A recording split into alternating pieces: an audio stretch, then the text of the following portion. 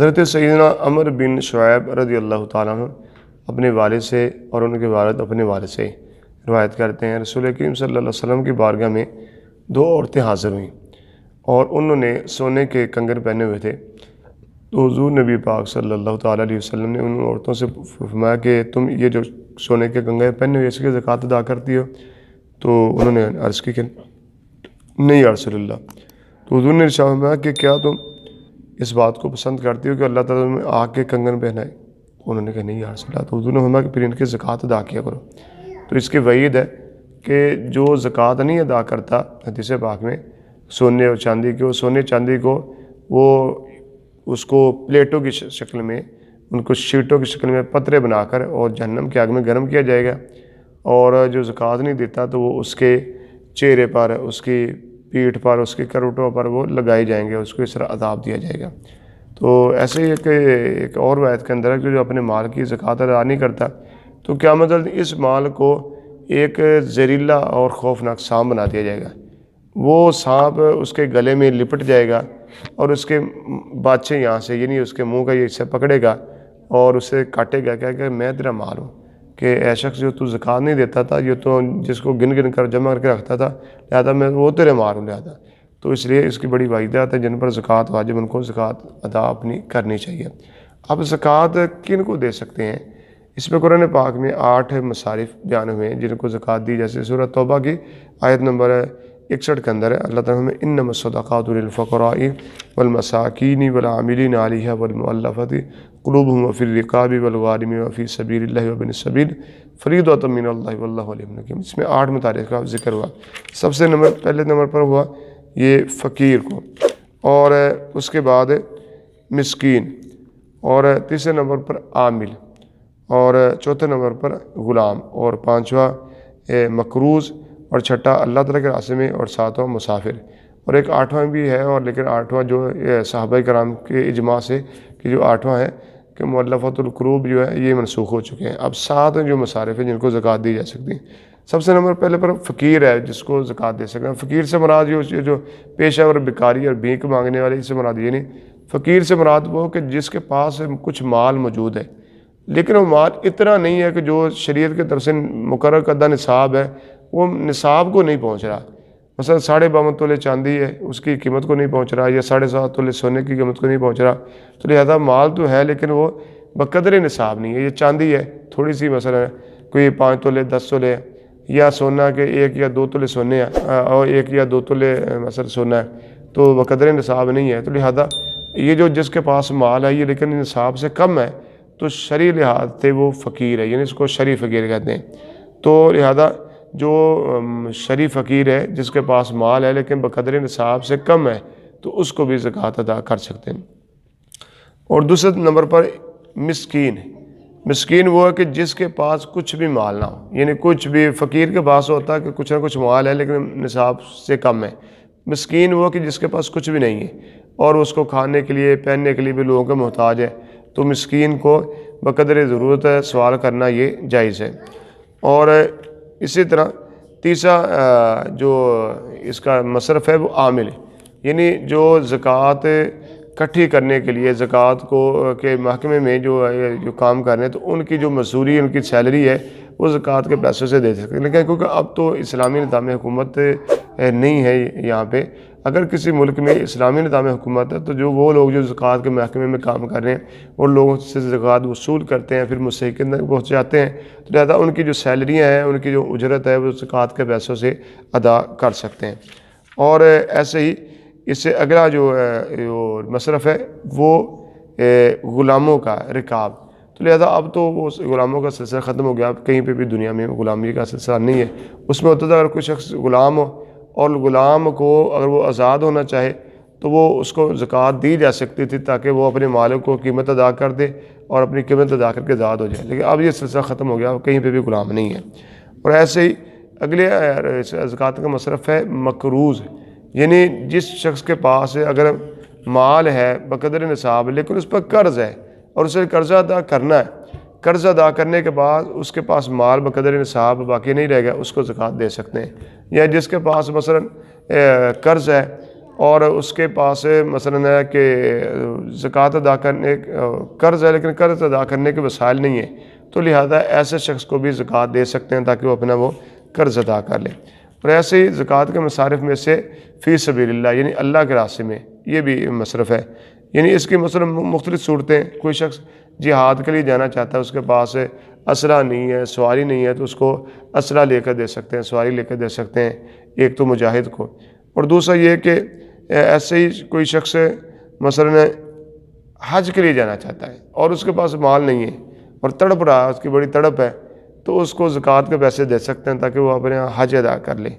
اگر لیکن اس کو کسی کو مانگنا کہ میں حج کے لیے جانا مجھے زکوٰۃ دے دو، تو مانگنا جائز نہیں ہے۔ اب دیکھ رہے ہیں کہ ویسے اگر کوئی چاہتا ہے تو اس کے پاس وسائل نہیں تو اس کو زکوٰۃ کے پیسے دے سکتے ہیں تاکہ وہ اپنا حج کر لے۔ اور ایسے ہی کوئی طالب علم ہے جو کوئی دینی تعلیم حاصل کر رہا ہے اور اس کو بھی زکوٰۃ دے سکتے ہیں تاکہ وہ اپنے تعلیم کو صحیح طریقے سے جاری و ساری رکھ سکے۔ اور طالب علم کو تو جو جس کے پاس مال بقدر نصاب نہیں تو اس کو سوال کرنا بھی جائز ہے، سوال وہ کر سکتے ہیں۔ اور ایسے ہی زکوٰۃ جب مثلا کبھی کسی مدرسے کو دیں تو جو اس کا محتمم ہے، متولی ہے، انچارج ہے، اسے بتا دیں کہ یہ مال ہے، یہ زکوٰۃ کا، تاکہ اس کو شرعی طریقے سے جو شریعت کا بیان کردہ طریقہ ہے اس کے مطابق وہ اس کو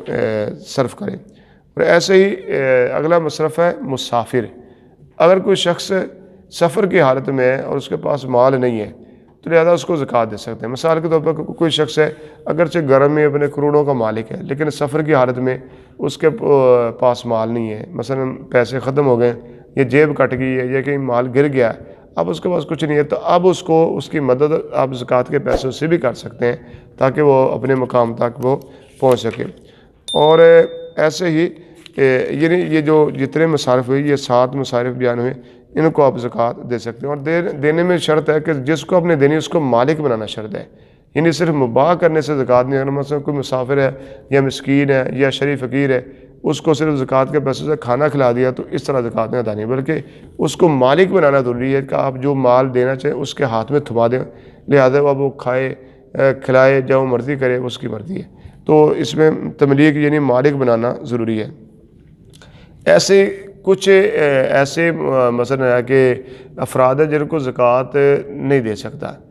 انسان جو زکوٰۃ دینے والا ہے وہ اپنے ماں باپ کو نہیں دے سکتا ہے، اور ماں باپ سے اوپر جو دادا دادی نانا نانی ان کو بھی نہیں دے سکتا ہے، اور اسی طرح اپنی اولاد کو بیٹی بیٹا پوتی پوتا نواسی نواسا ان کو بھی زکوٰۃ نہیں دے سکتا۔ اب یہ نہیں کہ مثلا زکوٰۃ نکالنے کے باہر کے دینے اپنے والدین کو دے لو تو اس طرح بھی زکوٰۃ نہیں، تو دو یعنی نہ تو اپنے والدین کو دے سکتا ہے نہ اپنی اولاد کو دے سکتا ہے، تو لہذا اس میں ان دو جو افراد ہیں ان کو زکوٰۃ دینے سے ادا نہیں ہوگی۔ ایسے ہی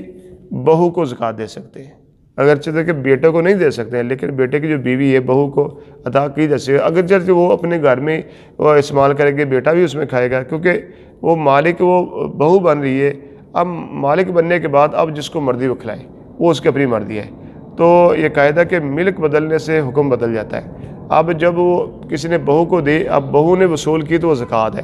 اب بہو آگے کسی کو کھلا رہی ہے کسی کو آگے دے رہی ہے تو اب زکوٰۃ نہیں ہے، وہ اب اس کی طرف سے مثلا وہ صدقہ ہے۔ اور ایسے ہی داماد کو دے سکتے ہیں، بیٹی کو تو نہیں دے سکتے لیکن جو بیٹی کا شوہر ہے داماد کو دے سکتے ہیں زکوٰۃ۔ اور ایسے ہی اپنے حقیقی والدین کو نہیں دے سکتے، کسی کی سوتیلی ماں ہے سوتیلی ماں کو زکوٰۃ دے سکتے ہیں، یا سوتیلا باپ ہے لہٰذا اس کو بھی دے سکتے ہیں، یا بیوی کی اولاد ہے، مثلا کسی نے شادی کی اور جو جس عورت سے شادی کری اس کے پہلے شوہر سے اولاد ہے، اب وہ جو بیوی کے پہلے شوہر سے اولاد ہے لہذا اس اولاد کو دے سکتے ہیں۔ ایسی شوہر کی اولاد کو بھی دے سکتے ہیں، کسی عورت نے کسی شخص سے شادی کی وہ پہلے سے شادی شدہ تھا اور اس کی اولاد ہے، اب عورت غنی ہے، عورت نے زکوٰۃ ادا کرنی ہے، اب وہ شوہر کو تو نہیں دے سکتی لیکن شوہر کی جو پہلی بیوی سے کوئی اولاد ہو تو لہذا اس اولاد کو بھی زکوٰۃ دی جا سکتی ہے۔ ایسے ہی جو انسان اپنے ماں باپ کو نہیں دے سکتا، زکوٰۃ اپنی اولاد کو بھی نہیں دے سکتا، اسی طرح اپنی بیوی کو بھی نہیں دے سکتا، یہ بیوی کو بھی دے گا تو ادا نہیں ہوگی۔ اور ایسے ہی عورت مثلا مالدار ہے تو اپنے شوہر کو نہیں دے سکتی، لہذا وہ شوہر کو بھی دے گی تو اس سے بھی زکوٰۃ وہ ادا نہیں ہوگی۔ اور ایسے ہی کوئی شخص توانا ہے، تندرست ہے، کمانے پر قادر ہے لیکن اس کے پاس مال بقدر نصاب نہیں ہے تو لہٰذا اس کو بھی دے سکتے ہیں، زکوٰۃ اس کو دینا بھی جائز ہے۔ اور ایسے ہی کوئی شخص خود غنی ہے لیکن اس کی بیوی جو ہے وہ فقیر ہے، شرعی فقیر، یعنی اس کے پاس مال بقدر نصاب نہیں ہے، تو لہذا غنی کی جو بیوی ہے،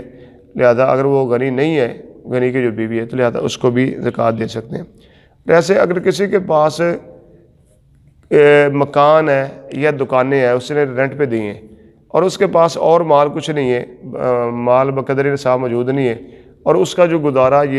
یہ مکان کے رینٹ پہ یا دکانوں پہ ہے اور اچھے طریقے سے نہیں ہو رہا، اس پہ بھی تنگی ہے، تو لہذا ایسے شخص کو بھی دے سکتے۔ اس میں یہ نہیں دیکھا جائے گا کہ اب اس کے پاس مکان ہے یا مثلاً کہ دکان ہے اس پہ رینٹ پہ دیے، تو اگر وہ اس کے پاس مال بقدر نصاب نہیں ہے، اس کا گزارا مشکل سے ہوتا ہے، تو لہذا ایسے شخص کو بھی زکوٰۃ دے سکتے ہیں۔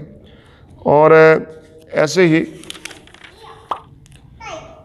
بنی ہاشم، یعنی کسی کی ماں جو ہے وہ ہاشمی ہو، باپ ہاشمی نہ ہو، تو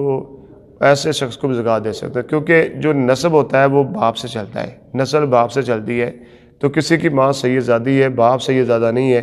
باپ غیر سید ہے، تو ایسے شخص کو بھی دے سکتے ہیں۔ اور کیونکہ سادات کو نہیں دے سکتے، کیونکہ جس کا باپ سید نہیں ہے لہذا یہ سید زادہ نہیں ہے، تو ایسے کو بھی زکوٰۃ دی جا سکتی ہے۔ اور ایسے ہی کسی شخص نے زکوٰۃ ادا کرنے کے لیے یعنی خوب چھان پین کی، دل میں سوچا بھی کہ جس کو زکوٰۃ دے رہے ہیں وہ مستحق ہے، اور بعد میں پتہ چلا کہ یعنی خوب چھان بین کرنے کے بعد، غور و فکر کرنے کے بعد دی تھی، اور بعد میں معلوم ہوا کہ جس کو زکوٰۃ ادا کی وہ تو مستحق نہیں ہے، تو لہذا پھر بھی زکوٰۃ ادا ہو جائے گی۔ اور ایسے ہی افضل ہے زکوٰۃ ادا کرنے میں کہ آپ جس کو زکوٰۃ ادا کریں، سب سے افضل ہے کہ اپنے بہن بھائیوں کو دینا۔ دیکھیں کہ ماں باپ کو نہیں دے سکتے، اولاد کو نہیں دے سکتے، بیوی کو نہیں دے سکتے، لیکن اپنے بہن بھائیوں کو دے سکتے ہیں، تو سب سے افضل ہے کہ اپنے بہن بھائیوں کو دے۔ اور بہن بھائیوں کے بعد افضل ہے کہ اگر وہ نہیں ہے تو ان کی جو اولاد موجود ہے تو اولاد کو دے دیں۔ اور ایسے ہی کہ اگر بہن بھائی کوئی مستحق نہیں ہے یا ان کی اولاد مستحق نہیں ہے، تو پھر ان کے بعد حق ہے چچا اور پھپھوں کا، کہ اور کچھ کسی کا چچا یا پھپھو اگر مستحق ہیں لہذا ان کو زکوٰۃ ادا کر دیں۔ اگر مثلا ان میں سے کوئی مستحق نہیں ہے تو اگر خالو یا خالہ یا ماموں میں سے کوئی مستحق ہے، پھر ان کا نمبر ہے کہ ان کو دیجیے۔ اگر وہ نہیں ہے تو ان کی اولاد ہے وہ مستحق ہے، تو لہذا ان کو دے دیجیے۔ پھر اس کے بعد جو دیگر رشتہ دار ہیں اگر وہ بھی مثلا ہے کہ مستحق ان کو دیا جائے، اور اگر کوئی بھی نہیں ہے مثلا نہ تو اپنے بہن بھائیوں میں سے مستحق ہے، نہ تو پھپھا اور چچا سے مستحق ہے، کہ نہ خالو اور ماموں سے کوئی مستحق ہے، اور خالہ یا ماموں میں سے کوئی بھی مستحق نہیں ہے، تو دیگر رشتہ داروں میں بھی اس کو زکوٰۃ کا مستحق نہیں، تو پھر جو اپنے پڑوسی ہیں، ہمسائے ہیں، ان کو دے۔ پھر اگر وہ بھی نہیں ہے تو کوئی محلے میں یا اپنے علاقے میں مستحق ہے، لہذا ان کو زکوٰۃ ادا کی جائے۔ تو لہذا اب سب سے پہلے تو حق ہے جو اپنے قریبی رشتہ داروں کا، یعنی جو جیسے بہن بھائی ہیں، پھپھو ہیں اور چچا ہیں، خالہ ہیں یا ماموں، ان کا یہ سب سے پہلا حق ہے، ان کو دیجیے۔ اور اگر کوئی کسی کے رشتہ دار زکوٰۃ کے مستحق ہوں تو وہ شخص اپنے